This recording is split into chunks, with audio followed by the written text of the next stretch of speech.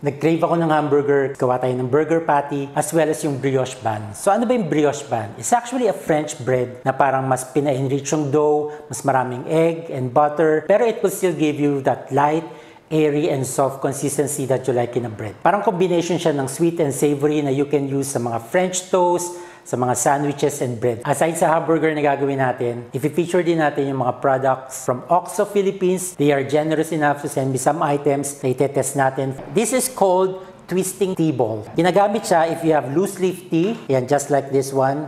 Titwist mo lang siya. Mag-o-open siya. So, i-twist nyo to close. Lagay nyo lang sa hot water until mag-steep yung tea. Mamaya gagamitin din natin to sa ibang use kasi nakita ko siya, nung gumawa ako ng sourdough, ginagamit siya pang dust ng flour sa surface ng work area para hindi dumikit yung dough in case gagawa kayo ng mga bread or cinnamon rolls. So, gawin muna natin yung brioche bun. Gagamit tayo ng OXO measuring cups. This is intended for wet ingredients. So, ang maganda dito sa measuring cups ng OXO is hindi lang sa gilid nakasulat yung mga measurements. Meron din siyang naka-angle dito. Pwedeng nakababa lang siya sa table and makikita mo na kung tamang measurement ka na. For our brioche recipe, gagamit tayo ng 150 ml ng milk.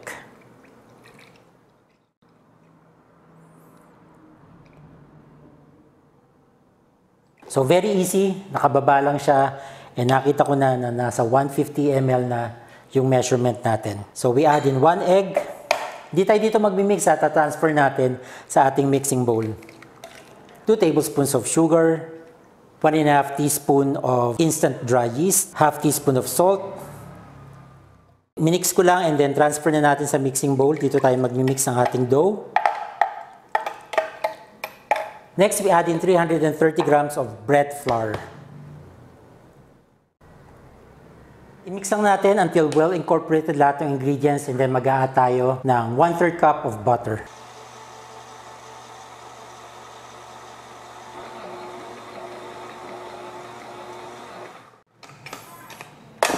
Pag na-form na yung dough natin, mag-add tayo ng butter.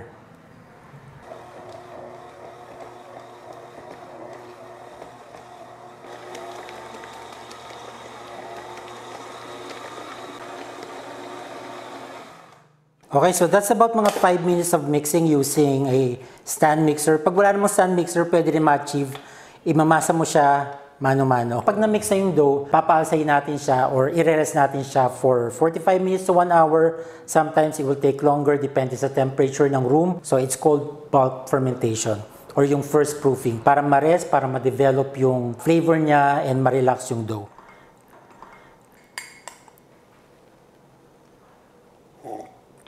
Okay, gawin na nating burger patty. I have here half kilo ng ground beef. Tapos maglagay tayo ng breadcrumbs. Ito, tansyahan na lang to guys. Tapos 1 egg. And then salt and pepper.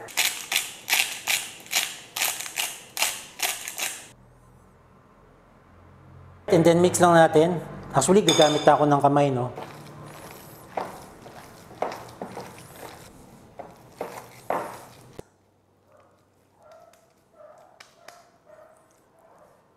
Okay, so ito na. Yung nagawa natin burger patties. 6 burger patties.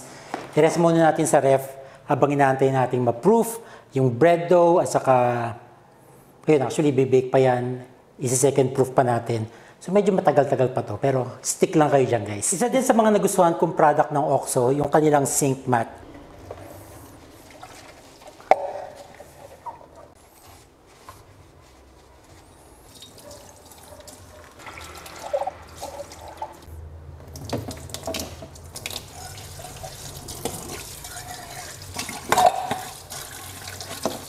Nag-rise na and rested na yung ating dough. Now, another product ng OXO is their dish squeegee. Pang-scrape to ng mga leftover food. Kunwari, kumain kayong pamilya, tapos ako yung kumain.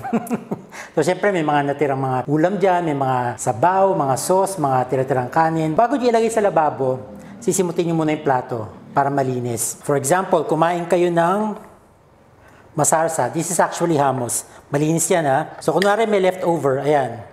Di naubos. So, ang ginagawa ng squeegee, kunwari, ayan, may mga natira na sarsa, mga ulam, kunwari, may mga kanin dyan. So, ang gagawin mo sa squeegee, para ka lang may scraper, ayan, sisimutin mo lang siya. So bago pa man mapunta sa lababo, malinis na. So aside sa pagiging dish squeegee niya, pwede rin siyang pang-scrape ng dough. So kung tatanggalin niyo yung pinarest nyo na dough sa bowl, mas madali na siyang matanggal. So ito yung sinasabi ko kanina, isa pang use ng twisting tea ball. Kung magdadas kayo ng flour sa surface nyo, kung magmamasa kayo, ayan, pwede nyo gamitin to. Kuha kayo ng flour, ayan, and then isarado nyo, then magdadas na kayo. I think mas magagamit ko to sa pagdust ng flour kaysa sa pag-inom ng tea. Ito yung dough natin. Lagay na natin sa ating floured surface.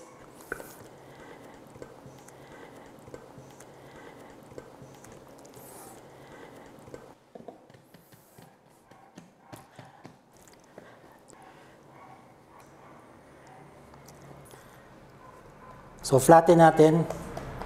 You can use rolling pin. Pero kung wala, okay lang. Kamay na lang.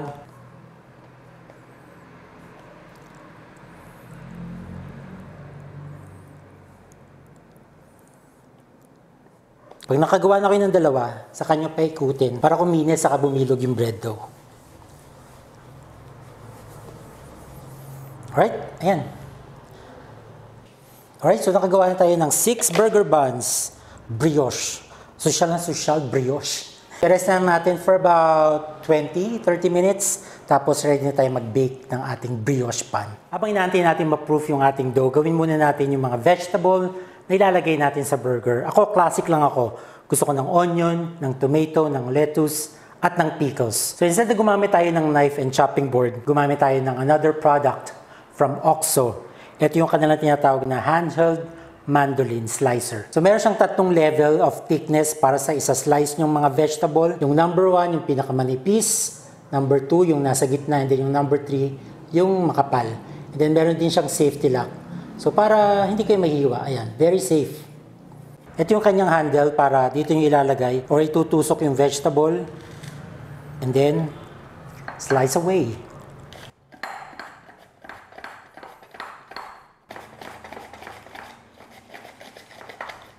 Alam niyo, matagal ko ng pangarap magkaroon ng mandolin. Hindi lang ako bumibili talaga. In just less than a minute, ang dami nyo nang nahiwang onion.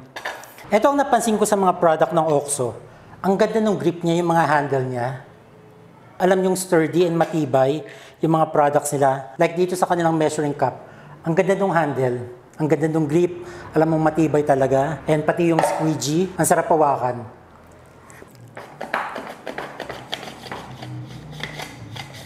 Ito perfect sa burger, yung gantong thickness. Number 3.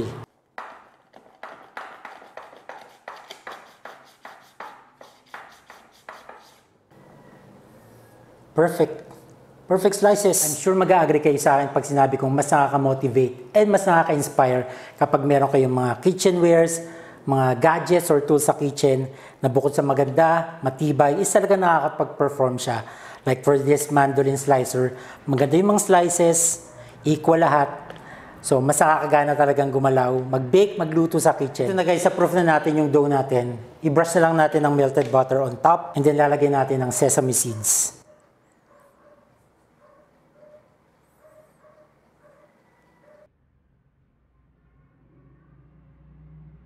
It's ready to bake, preheated oven at 200 degrees Celsius. Bake natin for 12 to 15 minutes. So, mag-caramelize tayo ng onion. Heated pan, olive oil,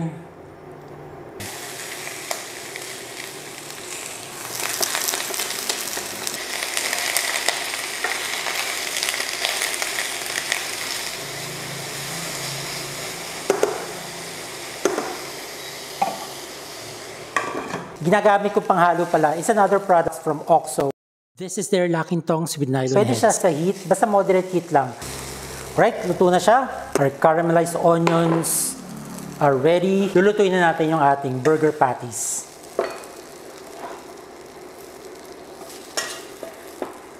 Magluto na tayo ng burger patties natin. Same pa na lang. Lagyan natin ng konting oil.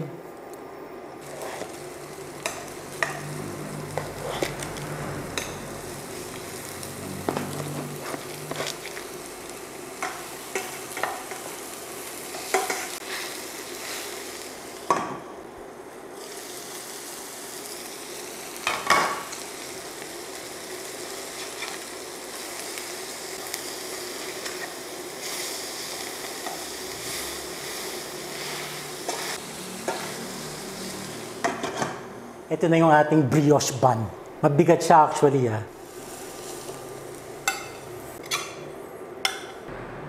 Look at that meat, guys.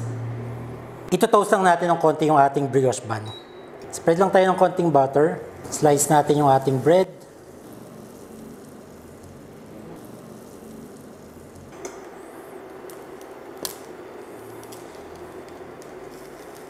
Prepare natin yung ating mga condiments. We have mustard, ketchup, and syempre, mayonnaise. Tapos yung ating vegetable, we have lettuce, pickles, onion, and tomato. Unahin natin ang mayonnaise. Lagyan natin pickles. Lettuce.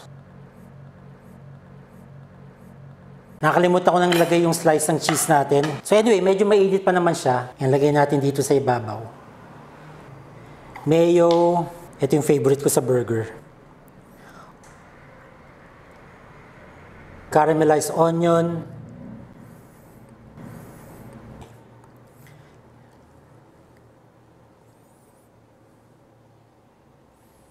Tomato.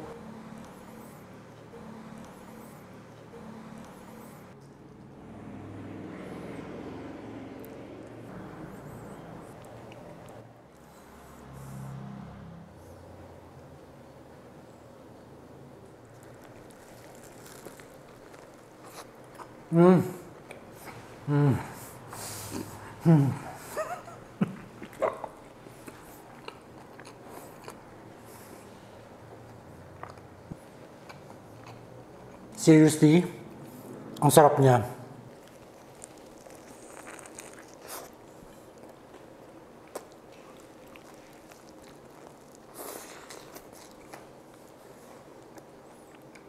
Again, thank you to OXO Philippines, and don't forget, on September 9, they're having the 30% off on every items they have on their official store on Lazada, Shopee, and TikTok. Actually, mag-start na sila ng September 8 at 8 p.m.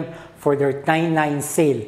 So don't forget to check them out. Yung mga products nila, they have everything from cookware, bakeware, mga cleaning materials, mga containers and organizers, mga peelers, choppers, slicers, and kung ano na pa mga accessories na kailangan nyo sa kitchen and sa bahay nyo. So yun lang ang ating video for today, and meron pa akong uubusing burger. Thank you guys for watching, and see you next time. Bye-bye.